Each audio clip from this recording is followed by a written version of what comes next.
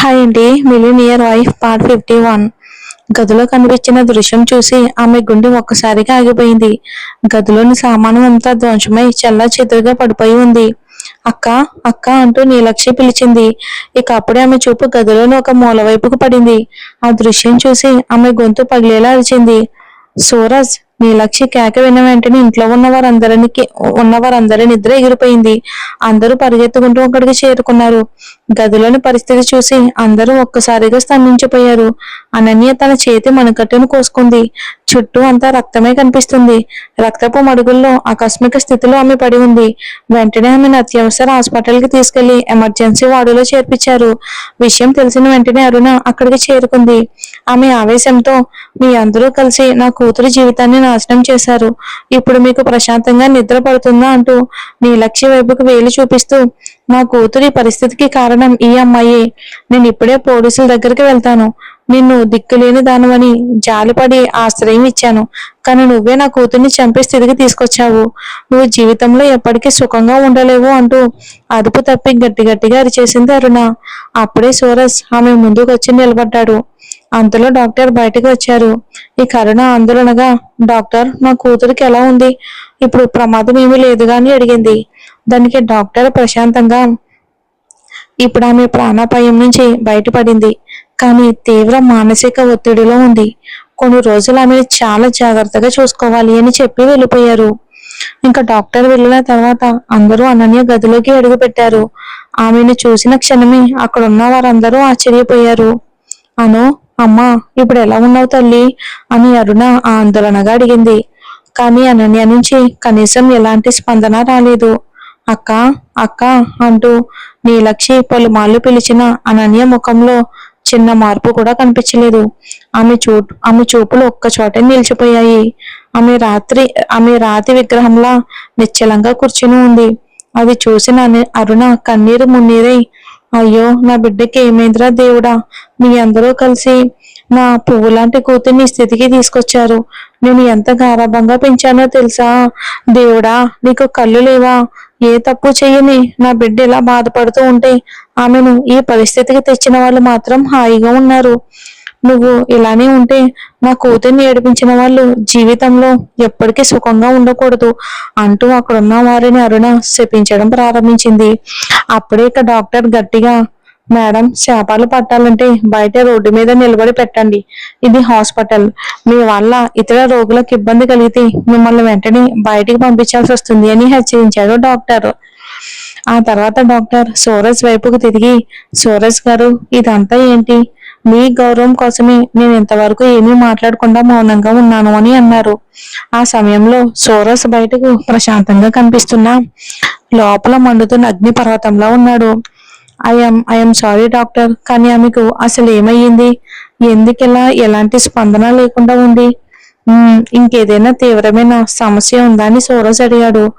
Doctor తలూపుతూ, అవును mister Suraj, ఇది ఒక రకమైన తీవ్రమైన మానసిక స్థితి. కొన్నిసార్లు మనిషి ఎంతో ప్రేమించిన వ్యక్తిని కోల్పోయినా లేదా భరించలేని స్థాయిలో మోసపోయినా మెదడు, మనసు రెండు తీవ్రమైన ఒత్తిడికి గురవుతాయి.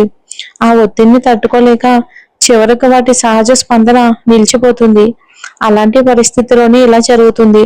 ఇప్పుడు ఆమె ఒక కీలు బొమ్మలా మారిపోయింది. ఇక మీరు ఏం చెప్తే అదే చేస్తుంది. అది మంచేనా చెడేనా ఆమెకు ఆలోచించి నిర్ణయం తీసుకునే స్థితి లేదు అని వివరించాడు డాక్టర్. అది విన్న నీలక్షి కళ్ళల్లో నీళ్లు తిరిగాయి. డాక్టర్, మా అక్క ఎప్పుడు పూర్తిగా కోలుకుంటుంది అని ఆమె వణుకుతున్న గొంతుతో అంది. మా వంతుగా మేము చేయాల్సిన చికిత్స అంతా చేస్తున్నాం. కానీ దీని తర్వాత అంతా కూడా మీ చేతుల్లోనే ఉంది. ఆమె చుట్టూ ఉన్న వాతావరణాన్ని మార్చాలి. ఆమె మనసు ప్రశాంతంగా ఉండేలా చూడాలి. ఆమెతో ఎక్కువ సమయం గడపాలి. పూర్తిగా కోలుకోవడానికి 6 నెలలు పట్టొచ్చు, లేదా ఏడాది కూడా పట్టొచ్చు. అది మా చేతుల్లో లేదు అని చెప్పి డాక్టర్ అక్కడి నుంచి వెళ్ళిపోయారు. ఆ మాటలు విన్న అరుణ మళ్ళీ గుండెలలిసేలా ఏడుస్తూ, అయ్యో, నా కూతుర్ని మీరందరూ కలిసి పిచ్చిదానిగా మార్చేశారు అంటూ విలిపించింది.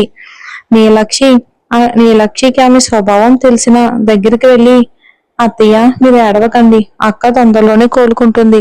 మనందరం కలిసి ఆమెను జాగ్రత్తగా చూసుకుందాం అని ఓదార్చడానికి ప్రయత్నించింది. అరుణ వెంటనే కోపంగా, ఏయ్ నోరు మూసుకో, ఇదంతా నీ వల్లే జరిగింది. నా ముందుక ఈ అమాయక నాటకం ఆడొద్దు. ముఖానికి అమాయకురాల్లా కనిపించిన మనసులో మాత్రం విషయం నింపుకున్నవే నువ్వు. నిన్ను దిక్కులేని అమ్మాయివని మా ఇంట్లో ఆశ్రయం ఇచ్చాము, అన్నం పెట్టాము, కానీ నువ్వే నా కూతుర్ని దుస్థితికి తీసుకొచ్చేసావు అంటూ నీలక్షిని బలంగా తోసేస్తుంది. మా కూతురికి ఈ గది పట్టడానికి కారణమే నువ్వు. నీలక్షి కింద పడిపోబోతూ ఉండగా సూరజ్ వెంటనే ఆమెను పట్టుకున్నాడు. నీలా అని ఆందోళనగా పిలుస్తూ, ఏమైనా దెబ్బ తగిలిందా, ఎక్కడైనా నొప్పిగా ఉందా, వెంటనే డాక్టర్ దగ్గరికి వెళ్దాం అని గాబరాగా అడిగాడు. సూరజ్ అంతగా కంగారు పడడం చూసి అరుణ అసహ్యంగా ముఖం పెట్టుకుంది. నీలక్షి మెల్లగా, సూరజ్ నాకేమీ కాలేదు, నేను బాగానే ఉన్నాను, మీరు కాస్త ప్రశాంతంగా ఉండండి అని అతన్ని సముదాయించింది. ఇక అప్పటికే కోపంతో రగిలిపోతున్న సూరజ్ అరుణ వైపుకు తిరిగి ఇక అలా చూడగానే ఆమె భయంతో ఒక్కొక్క అడుగు వెనక్కి వేసింది. నీలక్షి వెంటనే సూరజ్ చేతిని పట్టుకుని వద్దు అన్నట్లుగా సైగ చేసింది. ఆమె కోసమే సూరజ్ తన కోపాన్ని అదుపులో పెట్టుకున్నాడు. 2 రోజులు హాస్పిటల్లో చికిత్స చేసుకున్న తర్వాత అందరూ ఇంటికి తిరిగి వచ్చారు. ఇంకా నీలక్షి పట్టుబట్టడంతో అనన్య కూడా వాళ్ళ ఇంటికి తీసుకొచ్చారు. కానీ అప్పుడే మరో ప్రాబ్లం మొదలైంది. అరుణ మొండిగా, నా కూతుర్ని మీ నమ్మకంపై వదిలేసి నేను వెళ్ళలేను, నేను తనతో పాటు ఈ ఇంట్లోనే ఉంటాను అని చెప్పేసింది. సూరజ్ ఇంట్లో ఎవరికి అరుణ అక్కడ ఉండటం ఏమాత్రం ఇష్టం లేదు. అయినా అనన్య కోసమే అందరూ మౌనంగా తప్పగా ఒప్పుకున్నారు. అరుణ మాత్రం ఇప్పటికీ నీలక్షిపై అంతే ద్వేషంతో ఉండేది. అవకాశం దొరికినప్పుడల్లా ఆమెకు హాని చెయ్యాలని ఆలోచనతోనే ఉండేది. ఇక రోజులు గడుస్తూ ఉండగా ఇంటి వాతావరణం క్రమంగా ప్రశాంతంగా మారింది. ఒకరోజు అందరూ హాల్లో కూర్చున్నారు. జరిగిన సంఘటనల తర్వాత నుంచి రఘువీర్ వసుంధరతో మాట్లాడడం పూర్తిగా మానేశాడు. ఆమె వైపు కనీసం చూడడానికి కూడా ఇష్టపడడం లేదు. అది వసుంధరకు అతిపెద్ద శిక్షగా మారింది. తాను చేసిన తప్పు ఆమెకు పూర్తిగా అర్థమైంది. కానీ ఎవరి ముందు క్షమాపణ చెప్పే ధైర్యం ఆమెకు మాత్రం లేకపోయింది. అందుకే నీలక్షి వైపుకు ఆశగా చూస్తూ మౌనంగా ఉండిపోయేది. అప్పుడే రాజశేఖర్ మళ్ళీ అదే విషయం ప్రస్తావించాడు. బావగారు, నేను మళ్ళీ చెప్తున్నాను, నా కూతుర్ని నాలోని జోధాపూర్ తీసుకెళ్ళాలి అనుకుంటున్నాను. సూరజ్, మీరు కూడా తప్పకుండా రావాలి. అక్కడ నీలక్షికి సొంత బంధువులు ఉన్నారు. వాళ్ళందరి గురించి ఆమె తెలుసుకోవాలి. మీరు లేకుండా ఆమె ఎక్కడికి రాదు.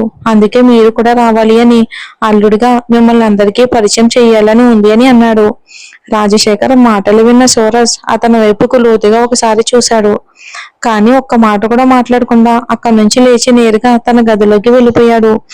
అది చూసి రాజశేఖర్ ముఖం ఒక్కసారిగా వాడిపోయింది. సూరజ్ ఎందుకు అలా వెళ్ళిపోయాడో అర్థం కాక నీలాక్షి ఆందోళనగా అతని వెంటే చూడసాగింది. సూరజ్ అలా ప్రవర్తించడం నీలాక్షికి ఏమాత్రం నచ్చలేదు. ఆమె బాధగా తన తండ్రి వైపుకు చూస్తూ ఉండిపోయింది. వెంటనే ఆమె సూరజ్ వెంటే గదిలోకి వెళ్ళింది. సూరజ్, మీరు చేస్తుంది అసలు సరైంది కాదు. మా నాన్న తన వంతుగా ఎంత ప్రయత్నిస్తున్నారో మీకు కనిపించడం లేదా? కనీసం ఆయనకి ఇవ్వాల్సిన గౌరవం అయినా ఇవ్వాలి కదా. ఇలా మధ్యలో లేచి వెళ్ళిపోవడం సరైన పద్ధతేనా? మీ నుంచి ఇలాంటి ప్రవర్తనను నేను అసలు ఊహించలేదు అని గట్టిగా అంది. సూరజ్ మాత్రం ఒక్క మాట కూడా మాట్లాడకుండా ఆమె వైపుకు నిశ్శబ్దంగా చూస్తూ ఉండిపోయాడు. అలా చూస్తే అర్థం ఏంటి? మీరు నాతో వస్తున్నారా లేదా? మీరు రాకపోతే నేను ఒకదాన్ని డాడీతో కలిసి వెళ్తాను అని నీలాక్షి తన జీవితంలో మొదటిసారి అంత కఠినంగా మాట్లాడింది. సూరజ్ చల్లగా, నేను రాలేను, నువ్వు ఎక్కడికి వెళ్ళవు అని అన్నాడు. ఆ మాట విన్న నీలాక్షి ఆవేశంగా, నేను తప్పకుండా వెళ్తాను. నా తండ్రి ఇంటికి వెళ్లకుండా నన్ను ఎందుకు ఆపుతున్నారు? నన్ను మీ దాసిలా అనుకుంటున్నారా? మీరు చెప్పినట్టే నేను చెయ్యాలా? మీరు నవ్వితే నేను నవ్వాలా? మీరు కోపడితే నేను భయపడి మౌనంగా ఉండాలా? మీరు వద్దు అన్నారంటే నేను ప్రశ్నించకుండా ఒప్పుకోవాలా అని తిరగబడి అడిగింది. ఆ రోజు నీలక్ష్మి మాటల్లో మొదటిసారిగా తిరుగుబాటు కనిపించింది సూరజ్ కి. ఆమె మాటలు విన్న సూరజ్ కళ్ళల్లో బాధ స్పష్టంగా మెరిసింది. అసలు నేనేమంటానంటే, ఒక అమ్మాయికి ఆమె తండ్రి జీవితంలో తొలి హీరో. ఎన్నో సంవత్సరాలుగా దూరమైన తండ్రి ప్రేమ ఒక్కసారిగా దక్కినప్పుడు నీలక్ష్మి మనసు నెమ్మదిగా సూరజ్ కు వ్యతిరేకంగా మారటం ప్రారంభించింది. ఈ కొత్త దూరం సూరజ్ నీలక్ష్మిల మధ్య మరో కొత్త గోడను నిర్మిస్తుందా చూద్దాం. ఇక నీలక్షి ఒక విషయం మాత్రం గుర్తుంచుకో, ఆ క్షణం నుంచి నన్ను శాశ్వతంగా మర్చిపోవాలి. నన్ను వదిలి వెళ్తే అని సూరజ్ కూడా అదే కఠిన గొంతుతో సమాధానం ఇచ్చాడు.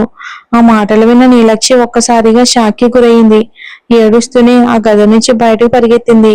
ఆమెని చూసిన రాజశేఖర్ ముఖం ఆనందంతో వెలిగిపోయింది. నీలక్షి అమ్మ, అల్లుడు ఏమన్నాడు, బయలుదేరదామా, ఆయన కూడా రావడానికి ఒప్పుకున్నారా అని ఆశగా అడిగాడు రాజశేఖర్. తండ్రి ఆనందాన్ని పాడు చేయాలని నీలక్షికి అనిపించలేదు.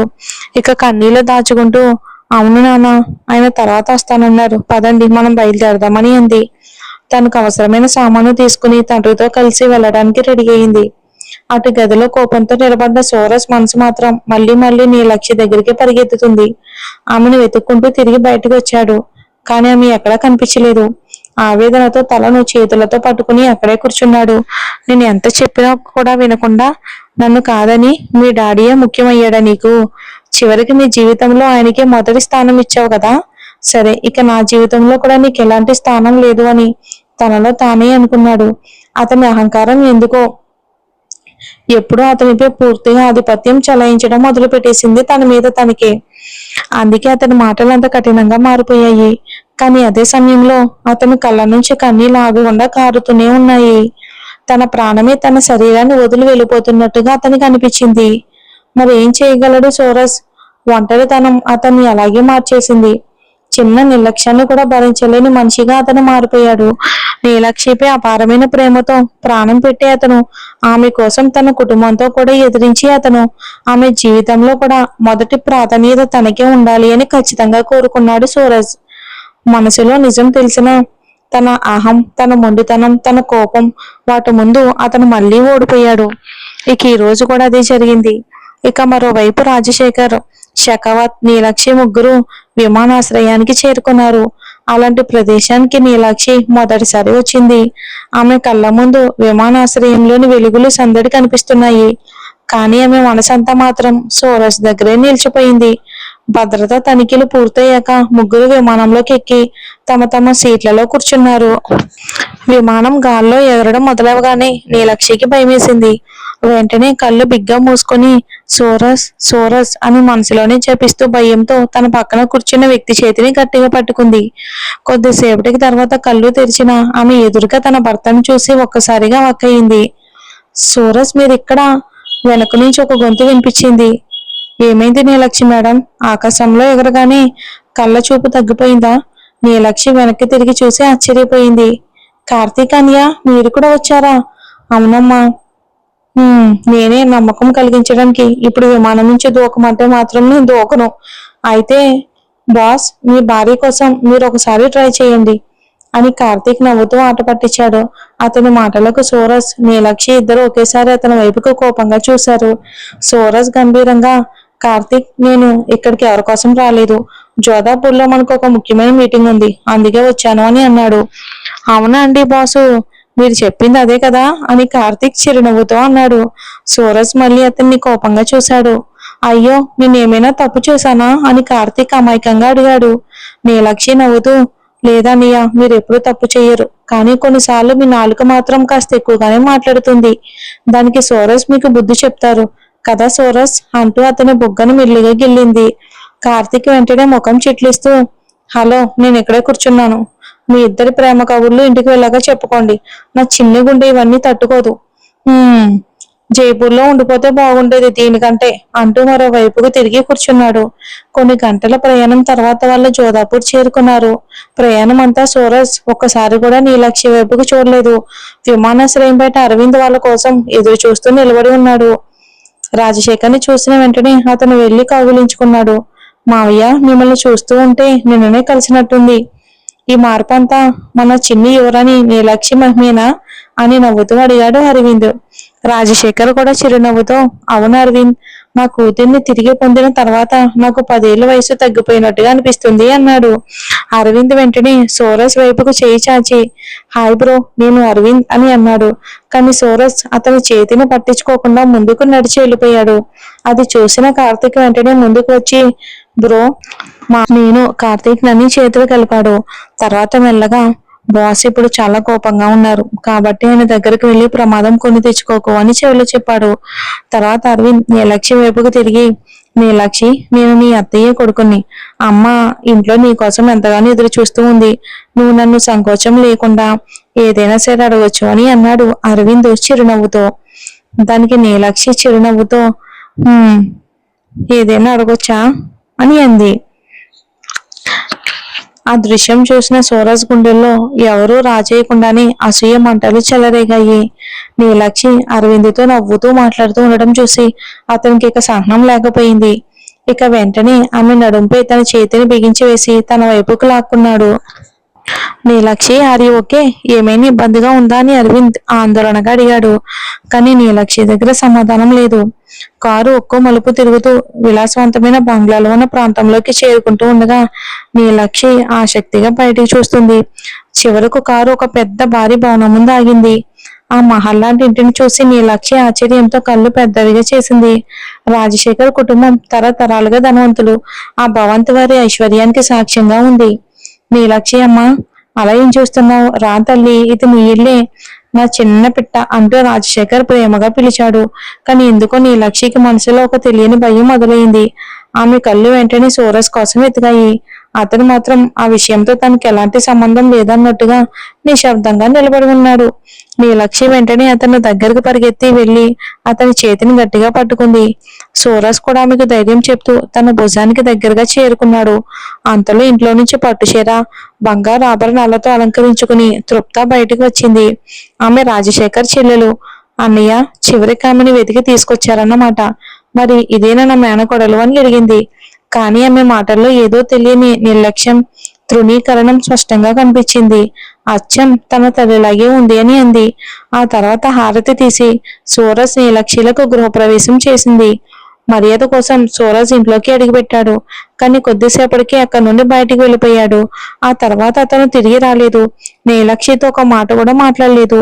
తృప్త మాత్రం నీలాక్షిని ద్వేషంతో చూస్తూ మనసులోనే అనుకుంది, ఈ ఆస్తి అంతా నాకు నా కొడుక్కి చెందాలి. అందుకే నీ తల్లిని ఈ ఇంటి నుంచి వెళ్ళగొట్టడానికి నేనంత పెద్ద కుట్ర పన్నాను. దేవుడు దయ వల్ల ఆమె ఈ లోకాన్ని విడిచిపోయింది. ఇప్పుడు నువ్వొచ్చావు, నిన్ను ఇంటి నుంచి తరిమేస్తాను.